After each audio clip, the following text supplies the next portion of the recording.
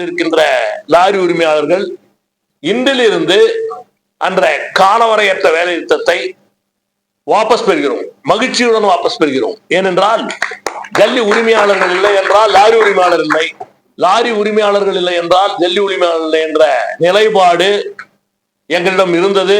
அந்த ஒற்றுமையின் காரணமாக தலைவர் அவர்களுக்கு குறிப்பாக கடந்த 30 ஆண்டுகளாக நான் பார்க்காத ஒரு தலைவர் சம்பங்கண்ணாவை பார்த்திருக்கிறேன். ஒரு சரியான உடன்படிக்கை செய்து கொள்ள வேண்டும், லாரி உரிமையாளர்கள் காப்பாற்றப்பட வேண்டும் என்ற எண்ணத்தில் பலமுறை அவர் அறிவுறுத்தியிருக்கிறார், ஒரு ஜல்லி சங்கத்தின் உரிமையாளராக இருந்தாலும். எனவே நாங்கள் இன்றிருந்து அந்த காலவரையற்ற வேலைநிறுத்தத்தை வாபஸ் பெறுகிறோம். அதே போல ஒசூர் லாரி உரிமையாளர்களிடம் குறிப்பாக சம்பங்கி அவர்களும் மது அவர்களும் பேச்சுவார்த்தை நடத்தி முடிவு செய்வதாக அறிவித்திருக்கிறார்கள். என இன்று இருந்து வழக்கம் போல லாரிகள் இயங்கும் என்று தெரிவித்துக் கொள்கிறேன். அதாவது நீங்க சொல்றது கர்நாடகாவில் மட்டும் இயங்குன்னு சொல்றீங்களா, ஒசூர் இயங்க ஆரம்பிக்கிறது? இல்ல, எல்லாமே கர்நாடகத்துல எங்க இருக்கு, எல்லாம் கம்ப்ளீட் அங்கிருந்தான் கொண்டு வரும். அதே போல அரசு அதிகாரிகள் கவனமாக எடுத்துக்கொள்ள வேண்டும்.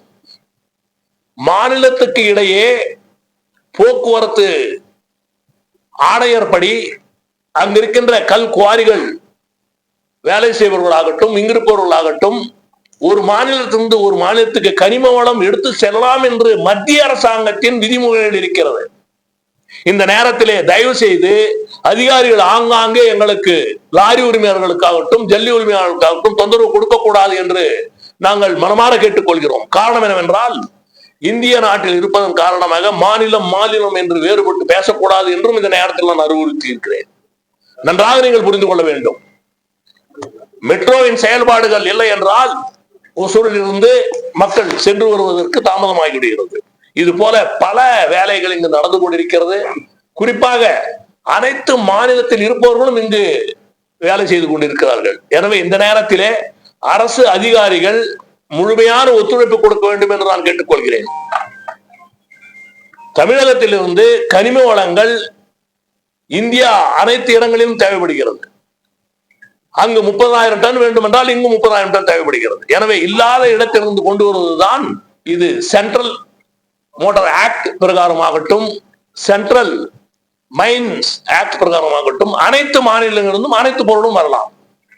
குறிப்பாக நாங்கள் மகாராஷ்டிரா மாநிலத்திலிருந்தே கல்குவாரி எடுத்து வருகிறோம், ஆந்திர மாநிலத்திலிருந்தே கர்நாடகத்துக்கு கொண்டு வருகிறோம், கேரள மாநிலத்துக்கு இங்கிருந்து அனுப்பி கொண்டிருக்கிறோம். இது போல பல பொருட்கள் பல இடங்களில் விளைவுகள் ஆகட்டும் அனைத்தும் பல இடங்களில், குறிப்பாக ரப்பர், கேரளாவில் ரப்பர் இல்லை என்றால் எப்படி இயங்க முடியும்? எனவே எங்கிருந்து எடுத்து செல்ல முடியாது என்று அவர்கள் சொல்ல முடியாது.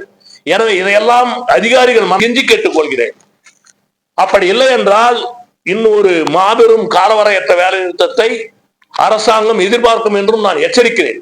எனவே இங்கிருப்பவர்கள் அங்கிருக்கிறார்கள், அங்கிருப்பவர்கள் இங்கிருக்கிறார்கள், இந்த ஒற்றுமையுடன் செயல்பட வேண்டும் என்று அனைத்து லாரி உரிமையாளர்களும் அனைத்து ஜல்லி உரிமையாளர்களும் அனைத்து அரசு அதிகாரிகளையும் ஆட்சியர் அவர்களையும் நான் கெஞ்சி கேட்டுக்கொள்கிறேன். நன்றி. ஜெய்ஹிந்த். G R Shanmugappa, chairman, All India Motor Transport Congress. கர்நாடகாவில இருந்து காவிரியில தண்ணி விட மாட்டேன்ட்டு அவங்க கண்டிப்பா ஒரு போராட்டம் நடத்துறாங்க.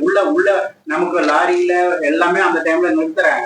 ஆனா கனிம வளங்களை தமிழ்நாட்டுல இருந்து கர்நாடகாவுக்கு நாங்க தாராளமா கொடுக்குறோம் அப்படின்னு நீங்க சொல்றதுல கொஞ்சம் கூட தமிழ்நாட்டுக்கு ஃபேவரா நீங்க இல்ல. எல்லாம் கர்நாடகாவுக்கு குவாரிகளை கனிம வளத்தை எல்லாத்தையும் நீங்க அவங்களுக்கு கொடுக்குறோம். அவங்க கிட்ட கனிம வளங்கள் இருக்கு, அவங்க எல்லாம் ஸ்டாப் பண்ணி வச்சிருக்காங்க. ஆனா தமிழ்நாட்டு கனிம வளங்கள் எல்லாத்தையும் நம்ம அடிச்சு அதை கர்நாடகாவுக்கு விற்கிறதுக்கு லாரி உரிமையாளர்களும் குவாரி உரிமையாளர்களும் நீங்க பாடுபட்டு இருக்கீங்க அப்படின்னு பொதுமக்கள் குற்றச்சாட்டு. இந்த பாலிடிக்ஸில் நாங்கள் ஈடுபடுவதில்லை.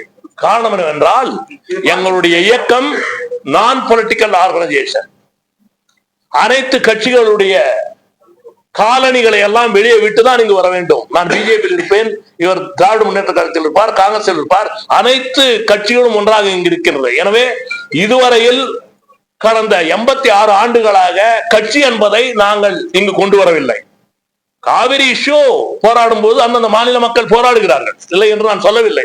எனவே அதற்கும் இதற்கும் சம்பந்தம் இல்லை. கனிமவளங்கள் அங்குதான் கொண்டு வருகிறது என்றால் நன்றாக நீங்கள் கவனிக்க வேண்டும். ஒரு நாளைக்கு 4000 லோடு மைன்ஸ் இல்ல மைஸ் இங்கிருந்து தமிழ்நாட்டுக்கு சென்று கொண்டிருக்கிறது. அதை தடை செய்ய முடியுமா? எனவே தயவு செய்து பத்திரிகையாளர்கள் என்னை மன்னிக்க வேண்டும். எனவே இங்கிருந்து அங்கு செல்லலாம், அங்கிருந்து இங்கு செல்லலாம். அனைத்து பொருட்களும் அனைத்து மாநிலங்களும் கிடைப்பதில்லை. எனவே உணவே இருப்பதில்லை. ஒரு சில நேரத்தில், ஒரு சில காலகட்டத்திலே கர்நாடகத்தில் உடைய மைஸ், மக்காச்சோளமுடைய உற்பத்தி மிக அபரிதமாக இருக்கிறது. இதையெல்லாம் நீங்கள் கவனமாக எடுத்துக்கொள்ள வேண்டும் என்று நான் கேட்டுக்கொள்கிறேன். குறிப்பாக தமிழகத்திலே நன்றாக நீங்கள் சிந்தித்து பார்க்க வேண்டும். பல்லாரியில் இருக்கின்ற கனிம வளம் ஐரன் ஓர் இல்லை என்றால் தமிழகத்தில் இருக்கின்ற ஃபேக்டரி அனைத்தும் நின்றுவிடும். எனவே இதையெல்லாம் தயவு செய்து பெரிதுபடுத்தாமல், இந்த இயக்கத்திலே தமிழக லாரி உரிமையாளர்கள் அதிகமான எண்ணெய் இங்கு பதிவு செய்திருக்கிறார்கள். நன்றாக குறிப்பிடுகிறேன். 1,50,000 வாகனங்கள், தமிழகத்தை சேர்ந்த வாகனங்கள் கர்நாடகத்திலே பதிவு செய்யப்பட்டிருக்கிறது. எனவே எந்த அரசியல்வாதிகளாகட்டும், யாரும் ஆகட்டும், இங்கிருந்து அமைச்சர்கள் யாரும் இது போல கருத்து வேறுபாடு இல்லை. நாங்கள் எல்லாம் ஒற்றுமையுடன் செயல்பட்டு கொண்டு வருகிறோம். லாரி உரிமையாளர்கள் சங்க தலைவர் யுவராஜ் என்ன சொல்லியிருக்காருன்னா, 1000 லாரிகள்ல டெய்லி லட்சக்கணக்கான கனிம வளங்கள் போலி பாஸ் மூலமா, அதாவது ஒரு பாஸ் வாங்கிட்டு மறுபடியும் அதை திருத்தி அதையே எடுத்துக்கிட்டு லாரிகள்ல வந்து கடத்தப்படுதுன்னு சொல்லியிருக்காரு. இது கடந்த 2 நாளைக்கு இதற்கு நான் பதில் சொல்ல தயாராக இல்லை. காரணம் என்னவென்றால், அது அரசு அதிகாரிகள் பார்த்துக் கொண்டிருக்கிறார்கள். எனவே இதில் பல பேர் பல சொல்லலாம். யுவராஜ் ஒன்று சொல்லலாம், நான் ஒன்று சொல்லலாம், எல்லாம் கருத்து வேறு. எது வேணும் அவங்களுடைய கருத்தை தெரிவதற்கு எல்லாருக்கும் உரிமை இருக்கிறது. அது தவறா சரியா என்று அரசு அதிகாரிகள் ஆலோசிக்க வேண்டும். பல கோடி ரூபாய் இதன் விளைவாக தமிழக அரசுக்கு கிடைத்துக் கொண்டிருக்கிறது. நன்றாக நீங்கள் சிந்தித்து பார்க்க வேண்டும்.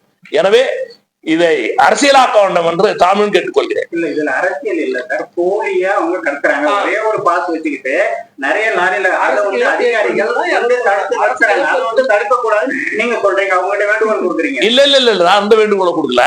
அரசு அதிகாரிகள் பார்த்து கொண்டு இருக்கிறார்கள். இப்போ அவர்கள் பார்த்து கொண்டு, எங்க வேலை இல்லையே. பிடிக்கக்கூடியது கூட கடத்தப்படுகிறது பிடிக்கிறது இல்ல. கனிமவளத்துறை அதிகாரிகள் உரிய அனுமதி சீட்டு இருக்கிறது இல்லைன்னு பிடிக்கிறார். இப்போ அனுமதி சீட்டு இல்ல அப்படின்ற சப்ஜெக்ட் வந்த உடனே அதனுடைய அதிகாரிகள் கவனத்தில் கொண்டு சென்றிருக்கிறார். நான் தவறு என்று சொல்லவில்லை. இருப்பினும் அது போல எதுவும் இதுவரை நடந்ததாக எங்கள் நாலேஜுக்கு வரல. எந்த லாரி உரிமையாளரும், எந்த கனிமவளம் தயாரிக்கிற எல்லா ஜல்லி கிரஷர் ஓனரும் பர்மிட் இல்லாம எந்த வண்டி அனுப்புறதில்லாங்க. இல்ல சார், அதுல அவங்க ஒரு பர்மிட்டை வச்சுக்கிட்டு பல லாரியில ஓட்டுறாங்க. அது இல்ல, ஒண்ணு கூட அது சரித்திரத்திலே இல்லை. அது மாதிரி ஒரு வாகனம் கூட இதுவரை சென்றவில்லை. சென்றதாக குறிப்பிட்டு இருந்தால் எந்த வாகனத்தை அவர்கள் முடக்கி இருக்கிறார்கள் என்று அறிவிக்கும் என்று தமிழ் கேட்டுக்கொள்கிறேன். போலி ஆவணங்கள் வச்சுக்கிட்டு அவங்க எந்த போலி ஆவணங்களை வைத்துக் கொண்டு எந்த லாரி உரிமையாளர்களும் ஜல்லி உரிமையாளர்களும் கடத்தவில்லை. அப்படி ஏதாவது இருந்தால் அரசாங்கத்திற்கு எடுத்து செல்லட்டும். இப்ப சொல்லிருக்காரு அவரு. ஜல்லி, எம்சாண்ட், பிசாண்ட் எல்லாம் போகுது இல்லையா? அதுக்கு நீங்க எக்ஸ்ட்ரா எதுவும் பணம் பே சார்? ஆமா சார். இப்ப அதர் ஸ்டேட்டுக்கு போனோம்னா கிரீன் ஃபண்ட் வந்து நம்ம 45%, 55% கிரீன் ஃபண்ட் கட்டி தான் நம்ம அதர் ஸ்டேட் பண்ண போறோம். அதே வந்து நம்ம தமிழ்நாட்டுக்கான 10% கிரீன் ஃபண்ட் கட்டினா போதும். அதர் ஸ்டேட்டுக்கு கொண்டு போறதுக்கு வந்து நம்ம வந்து 45% வந்து அதர் ஸ்டேட் போறதுக்கு 10% சேர்த்து 55% பர் டன்னுக்கு நம்ம கொடுத்துதான் அதர் ஸ்டேட் கொண்டு போறோம். நீங்க அதர் ஸ்டேட் போக கூடாதுன்னு எது இல்ல, கோர்ட் ஆர்டரே இருக்கு. நம்ம எல்லா ஸ்டேட்டுக்கும் மினரல்ஸ் கொண்டு போலாம், அங்கிருந்து மினரல்ஸ் இங்க கொண்டு வரலாம். சென்ட்ரல் அது அதோட ஆக்ட் இருக்கு. நீங்க அதோட ராயல்டி இது இருக்கு. கிரீன் டாக்ஸ் வந்து கம்பல்சரி கிரீன் டாக்ஸ் கட்டி தான் நம்ம முறையாக எடுத்துட்டு போறோம். நம்ம அந்த இதுக்கு கம்பல்சரியா கர்நாடகாவுக்கு வந்து கிரீன் டாக்ஸ் கட்டி தான் போகுது. இது பொய்யான ஒரு தகவல். இது இந்த மாதிரி தகவல் கொடுக்கும்போது கொஞ்சம் பார்த்து கொடுத்தா எல்லாரும் நல்லதுன்னு இல்ல அரசியல் கேட்டுக்கிறாங்க. கவர்மெண்ட்டுக்கு என்ன கோரிக்கை வந்து அத்திப்பல்ல பார்த்தா வாபஸ் ஆகியிருக்காங்க. நாங்க வாபஸ் ஆகல, போராட்டம் தொடரும் சொல்லியிருக்காங்க. இது மாறுபட்ட கரெக்டா இது வந்து ஒசூரோ அத்திபெல்லி எல்லா லாரி அசோசியேஷன் கிட்ட நேத்து நின்று பேச்சுவார்த்தை நடத்தி இன்னைக்கு சுமூகம் முடிச்சிருக்கு. அவங்க ப்ராப்ளமும் நாங்க கிளியர் பண்றோம்னு சொல்லியிருக்கு. அதை நாங்க பண்ணி கொடுக்குறோம். இது வந்து நாளை நின்று ஸ்ட்ரைக் வந்து இன்னையோட முடிவு பண்ணி நாளை நின்று ஸ்டார்ட் பண்ற மாதிரி எல்லாமே கோரிக்கை. கனிமங்கள் அனைத்து இந்தியாவிலும் கனிவளங்கள் தேவைப்படுகிறது. எங்கு குறைபாடு இருக்கிறதோ அங்கிருந்து எடுத்து செல்ல வேண்டியது அவர்களுடைய கடமை. குறிப்பாக பல்லாரியிலிருந்து ஒரு நாளைக்கு பல லட்சக்கணக்கான ஐரன் ஓர் வெளி மாநிலத்துக்கு சென்று கொண்டிருக்கிறது, வெளிநாட்டிற்கும் சென்று கொண்டிருக்கிறது. அது நன்றாக உற்று நாம் கவனிக்க வேண்டும். அரசு அதிகாரிகள் தயவு செய்து அவர்கள் இந்த லாரி உரிமையாளர்களுக்கோ ஜல்லி கிரஷர் உரிமையாளர்களுக்கோ சிறு சிறு பிரச்சனை இருந்தால் அதற்காக தொந்தரவு கொடுக்க வேண்டாம் என்று நான் அரசு அதிகாரிகளை வேண்டி கேட்டுக் கொள்கிறேன். பல லட்சக்கணக்கான தொழிலாளர்கள் இதன் பின்னால் இருக்கிறார்கள். சுமார் 10 லட்சத்திற்கு மேல் தொழிலாளர்கள் கல் உடைக்கும் பணியில் இருக்கிறார்கள். நன்றாக அரசு கவனிக்க வேண்டும். அரசு வேலை வாய்ப்பு கொடுக்கவில்லை என்றால் நாங்கள் தினந்தோறும் பல ஆயிரக்கணக்கான தொழிலாளர்களுக்கு வேலை வாய்ப்பை உருவாக்கி கொண்டிருக்கிறோம். ஒரு நாளைக்கு குறைஞ்சது என்டையர் தமிழ்நாடுல ஆகட்டும், சவுத் இந்தியாவில் ஒரு நாளைக்கு 1800 வண்டி வெளியே வருது. அந்த 1800 வண்டி தொழிலாளர்களுக்கும் நாங்கள் வேலை கொடுத்துட்டு இருக்கிறோம். இந்த நேரத்தில் அரசு அதிகாரிகள் அடிக்கடி தொந்தரவு கொடுக்க வேண்டாம் என்று மாத்திரம் நான் கேட்டுக்கொள்கிறேன். சார், நீங்க டன்னேஜ் எவ்வளவு இருக்கு அவ்வளவுதான் போட்டு அனுப்புறேன். நீங்க அதிக டன்னேஜ் அனுப்பிச்சு டேமேஜ் ஆயிடுச்சுன்னா அது கேட்கறாரு தானே? இல்ல, அவங்க கேட்கட்டும், நான் வேணும்னு சொல்ல. அரசுக்கு உரிமை இருக்குது. நாங்கள் தவறு செய்தால் அவர்கள் தட்டி கேட்பதற்கு அவர்கள் உரிமை இருக்கிறது, இல்லை என்று சொல்லவில்லை. கனிம வளங்கள் என்னவென்றால் ஒவ்வொரு இடத்திலும் அதனுடைய எடை மாறுபடுகிறது. சூளகிரியிலே 1 டன் எடை இருந்தால் அதே நாங்கள் தேக்கலில் எடுத்தால் அது 600 கேஜி தான் வருகிறது. எனவே கனிம வளங்கள் இடத்திற்கு இடம் வேறுபட்டு இருக்கிறது. இது அரசு அதிகாரிகளுக்கும் தெரியும். அதே போல பார்டர் 3-4 இடங்கள் நாங்கள் எதற்காக செய்கிறோம்? நாங்கள் திருடர்களா? சிறிய சிறிய வீடு கட்டுபவர்களுடைய கவனம் என்ன ஆக வேண்டும்? 20 ஆண்டுகளுக்கு முன்பு என்ன விலை இருந்தது? அதே 360 ரூபாய் என்றும் இருக்கிறது, 400 ரூபாய் இருக்கிறது. 25 ஆண்டுகளுக்கு முன்பு எல்லா விலைவாசியும் ஏறிவிட்டது. WP பிரகாரம் அனைத்து தொழிலாளர்கள் நலனை உறுதிப்படுத்தி ஏற்றி விட்டார்கள். ஆனால் அதே விலைக்கு இன்றும் கொடுத்து கொண்டிருப்பது இந்தியாவிலேயே இந்த ஜல்லி ஒன்றுதான் என்பதை நீங்கள் நினைவு கொள்ள வேண்டும். அதிகமான குவாரிகள் இருக்கிறது, அதிகமான இடங்கள் இருக்கிறது.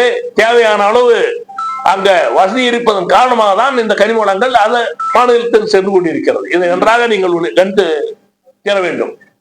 இங்க இருக்கின்ற ஜல்லியை விடுவதில்லை என்றால் நாளை பல்லாரிலிருந்து அவங்க வைரனூரை விடுவாங்களா? ஆகையால் தயவு செய்து இதை அரசியலாக்க வேண்டாம் என்று தாழ்மையுடன் உங்களை கேட்டுக்கொள்கிறேன்.